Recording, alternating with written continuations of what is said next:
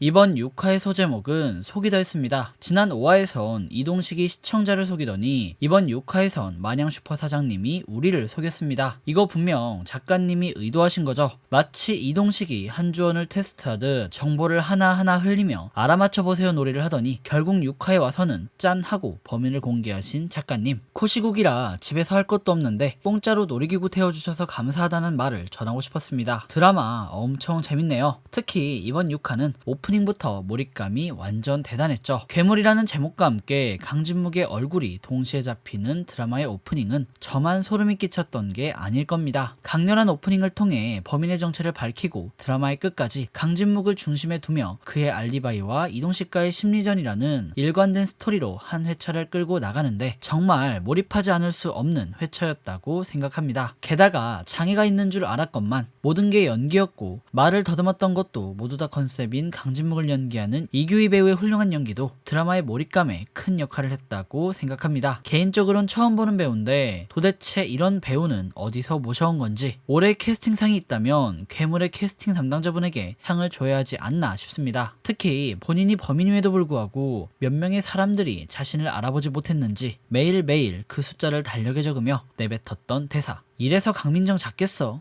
어떡하니 민정아. 아버지랑 영원히 살아야겠다. 이 대사를 하며 지었던 표정은 드라마를 다시 돌려봐도 소름이 끼칠 정도로 목소리의 톤, 얼굴 표정, 이에 어울리는 OST까지 이번 6화의 명장면 중 하나라고 생각해요. 드라마에 대한 칭찬을 계속하면 너무 길어질 것 같으니 이쯤 하고 이번 6화 리뷰는 거미줄처럼 엮여있는 사건들을 정리해보죠. 드라마에 나온 것처럼 시간대별로 민정이 사건을 재구성해보겠습니다. 2020년 10월 23일 새벽, 강민정은 클럽에서 놀다가 이동식에게 잡혀 마냥파출소로 왔습니다. 아침까지 술주정을 부리다 숙직실에서 숙면을 취했고 당일 저녁 18시 30분경 파출소 직원들이 TV를 시청하고 있을 때 몰래 파출소를 탈출했습니다. 술이 덜 깼는지 파출소 앞에서 오바이트를 했고 이때 박정재와 문자를 나눴죠. 이후 숙취 소재를 마시며 집으로 돌아가던 강민정. 블랙박스에 나오듯 스토커 오지우는 그녀의 뒤를 밟았죠. 18시 59분 철도길 위에서 강민정은 또다시 박정재와 문자를 나눴습니다. 집까지 데려다 주라고 했죠. 19시 00분 파출소 직원들은 퇴근했고 남상배가 말합니다. 정확히 1시간 뒤 마냥 정육점에서 회식을 하자고.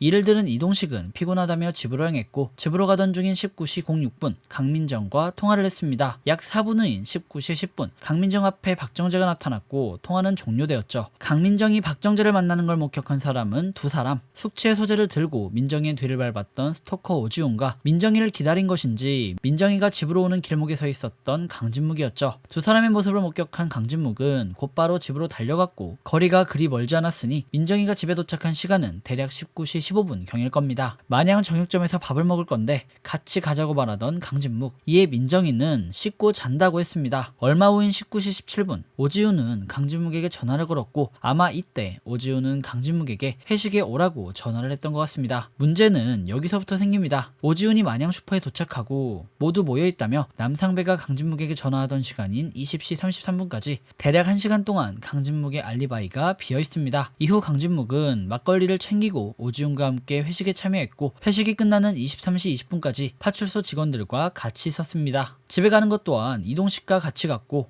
이동식이 뒤늦게 회식에 도착했을 때 민정이 사건이 발생했다는 걸 알고 있었던 눈치였으니 강진묵이 범행을 저지를 수 있었던 시간은 앞서 밝혔던 알리바이가 없는 1시간입니다. 여기서부터 사건을 재구성해보죠. 앞서 리뷰들에서 말씀드린 대로 강진묵은 어떠한 이유로 손톱 혹은 손에 대한 집착이 있는 듯합니다. 개인적으로 소유욕이라는 생각이 들어요. 20년 전 그의 아내도 손톱을 치장했고 이에 그는 생각한 것이죠. 나 말고 누구한테 잘 보이려고 그러나. 혹은 그의 아내가 외도를 저질렀고 이에 꾸미기를 좋아하는 여성들에 대한 그릇된 복수심으로 살인을 저질렀을 수도 있습니다. 여튼 오지훈과 통화한 이후인 19시 20분경 매니큐어를 한 민정이의 손톱을 본 그는 민정이를 자신의 아내와 동일시하고 욕실에 있던 때타월로 민정이를 포박한 후 손가락을 잘랐을 겁니다. 이후 이를 똥식이네 지하실에 가져다 둔 것이죠. 20년 전 그는 똥식이네 가족과 밀접한 사이였으니 집에 몰래 들어가는 건 쉬웠을 겁니다. 그럼 똥식이는 어디 있었느냐? 이번 6화에 나왔듯 똥식이는 이때 퇴근 중이었고 하필 또다시 다리가 아팠죠. 약을 먹던 장면이 등장했습니다. 즉 이번 회차에 생각보다 달리기를 잘하던 진묵의 모습을 보면 동식이가 없는 틈을 타 그의 집 지하실에 손가락을 두고 왔을 것이라는 추측이 가능할 겁니다. 딸의 손가락을 동식이네 집에 가져다 둔 후 그는 자기 집에 들른 오지훈과 함께 마냥 정육점으로 갔던 것이죠. 민정이를 위해 고기를 구워준다고 했던 것은 자신이 집에서 나올 때까진 민정이가 아무렇지 않았다는 것을 은연중에 표현한 대사일 겁니다. 알리바이를 구축한 것이죠. 천천히 걸어서 집에 돌아온 이동식은 지하실에서 민정이의 손가락을 발견했고 충격에 빠졌을 겁니다. 아마 민정이의 손가락을 발견한 이동식이 가장 먼저 한 행동은 원래 민정이가 있어야 할 마냥 슈퍼에 들어가는 것일 겁니다. 그에겐 민정이가 떨어뜨린 열쇠가 있었고 이에 문을 따고 들어간 것이죠. 거기서 민정이의 핸드폰을 발견했을 가능성이 큽니다. 지난 2화 파출소 숙직실에서 민정이의 핸드폰 패턴이 괜히 클로즈업 된 것이 아니겠죠. 이 당시 이동식은 민정이 핸드폰의 패턴을 받고 이에 카톡을 열어 마지막 문자 상대가 박정재라는 것을 확인하고 핸드폰을 챙겼을 겁니다. 여기서부터 드라마가 시작된 것이죠. 누가 범인인가? 박정재인가? 이동식은 의심을 했고 정육점에서 보란듯이 떡밥들이 던져졌습니다. 민정이는 이미 납치되었는데 고기를 구우며 민정이에게 가져다 주어야 한다고 말하던 강진묵, 먹을 수는 있으려나 하고 말하던 박정재. 똥식이는 이때부터 큰 판을 준비한 것 같아요. 회식을 끝내고 집에 돌아온 이동식이 자신의 집을 찾은 박정재에게 지하실에 가지 말라고 했던 이유는 민정이의 손가락이 지하실에 있었기 때문이고 정재를 보낸 이동식은 범인에 대한 1차 도전으로 마냥 슈퍼 앞에 손가락을 가져다 둔 것이죠. 이후 일부러 범인으로 몰렸고 한주원을 끌어들이기 위해 동생 이유연의 사건 기록을 서고에 채우며 남상배에게 부탁을 했을 겁니다. 민정이가 실종당한 날 마냥 슈퍼 앞 CCTV 기록을 지워달라. 하지만 남상배는 그 부탁뿐 아니라 서고의 CCTV도 지웠죠. 흔적은 더 큰 흔적으로 지워야 한다. 아마 이게 슈퍼 앞 CCTV 기록을 지운 남상배가 서고 CCTV까지 지운 이유일 겁니다. 아직 남상배의 행동 동기가 명확하지 않으니 그에 대한 자세한 이야기는 일단 패스하겠습니다. 이후 범인으로 몰린 이동식, 그의 앞에 강진묵이 찾아와 장조림을 건네며 말하죠. 너가 범인이 아니라는 걸 알고 있다. 이 대사는 이번 6화에도 똑같이 등장했습니다. 오지훈이 범인이 아닐 거라며 강진묵은 오지아에게 말했죠. 지훈이는 범인이 아니야. 그럴 리가 없지.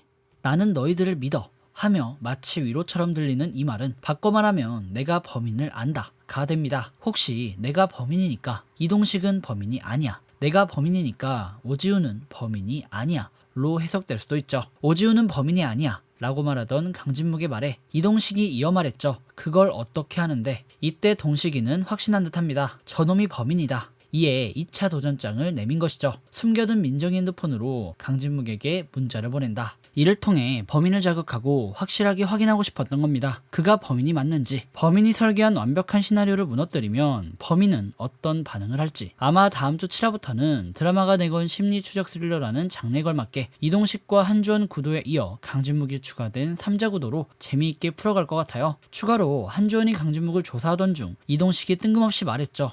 뭐 없어진 거 없냐고. 가만히 있던 동식이가 이 대사를 했던 이유는 처음에는 박정재를 의심했지만 오지훈에게 들었기 때문이 아닐까 합니다. 박정재가 강민정을 집까지 데려다 주었다. 정재가 민정이를 집까지 데려다 주었다면 민정이를 가장 마지막으로 본 사람은 박정재가 아니라 강진묵이다. 그렇다면 그가 범인일 확률이 가장 높다. 이에 자신이 몰래 가져간 핸드폰에 대한 정보를 흘려 강진묵을 자극하기 위한 밑밥을 깐 것이 아닐까 해요. 동시에 주원이에게 던진 힌트이기도 하겠죠. 문자는 오지아를 위로하던 강진묵을 보며 그가 범인임을 확신하고 밑밥을 거둔 행동인 것이죠. 일단 여기까지가 6화를 보고 정리해본 내용입니다. 원래 이번 리뷰는 각본상의 아쉬운 점이었던 한주원 캐릭터의 지나친 평면성과 발베 꼬여있는 스토리가 지속되며 시청자가 느낄 피로감에 대한 이야기를 하려 했으나 6화 자체가 워낙 복잡해서 어쩌다 보니 생각한 것과는 다른 이야기를 했는데 도움이 되었길 바랍니다. 긴 영상 시청해주셔서 감사합니다. 그럼 지금까지 은공이었고요. 영상이 유익하셨다면 구독과 좋아요, 알람 설정 부탁드립니다. 그리고 드라마에 대한 여러분들의 생각을 댓글로 남겨주시면 감사하겠습니다.